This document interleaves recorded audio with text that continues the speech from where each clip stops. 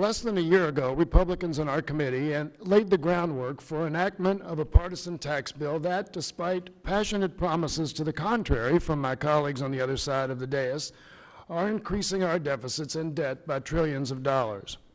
Not a single Democrat voted for that plan, and for good reason. It was bad enough for our economy on its own, but we knew what would come next. The GOP's skyrocketing deficits are no accident. They are part of the Republicans' three-step plan to dismantle much of what the American people need and want from their government. First, they passed deep cuts, benefiting the wealthy with no plan or intention to pay for them. Tax cuts, that is. Then they shed crocodile tears about the exploding deficits they themselves created. Finally, they demand extreme cuts to programs and priorities that are vital to American families, which is what this budget represents. This budget places the entire burden of deficit reduction on the middle class and struggling families.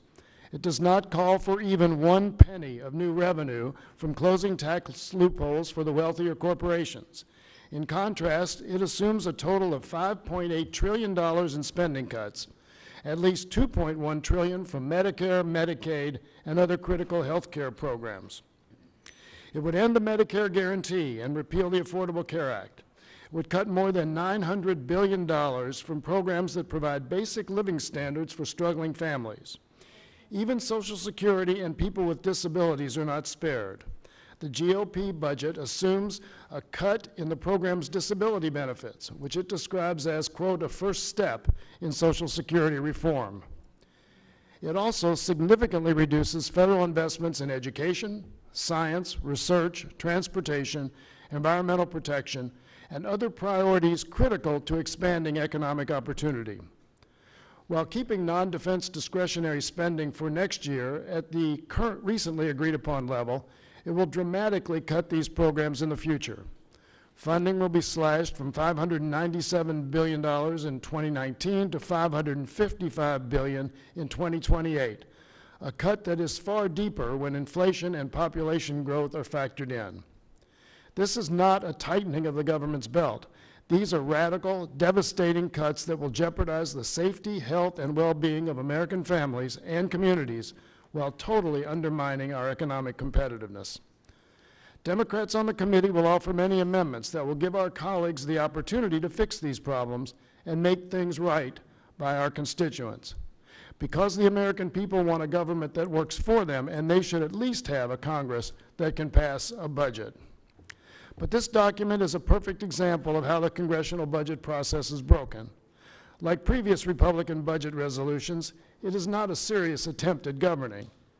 It relies on fabricated numbers and fantasyland projections to achieve its claim of balance, completely ignoring the conclusions of experts and independent analysts. It provides for the extension of temporary tax provisions with no offsets, but somehow still counts the revenue from the expiration of these tax cuts they extend. This budget simply does not add up, and I mean that literally, does not add up. But I guess that makes sense because today isn't about good governing and smart policy. It isn't about helping American families and making our country stronger. This is purely about messaging and political cover. But that doesn't mean this budget should be dismissed out of hand. The American people need to see the priorities of Republicans in this Congress. They need to know that the GOP's single-minded focus on shrinking overall spending while cutting taxes for those at the top has effectively strangled any possibility of major new investments to address this country's significant and growing challenges or to make meaningful improvements in the American people's lives. Republicans can ignore the real-world consequences of the policies assumed in the budget resolution because, for the most part, they do not actually intend to push legislation this year that would translate this budget into reality. It is an opportunity for Republicans to cast a show vote, to pretend that they are fiscally responsible after enacting tax cuts for the rich that have dramatically increased deficits and debt. However, Republicans have managed to use the budget process to enact parts of their vision into law. Through reconciliation, they enacted their tax scam, which also undermined a key component of the Affordable Care Act. Last year, they came close to destroying health care for millions of people, despite massive opposition from the American public. So we must take the Republican budget seriously, if not literally, to understand where congressional Republicans want to take the country. And I can assure you it is not a place the American people want to go. With that, I yield back, Mr. Chairman.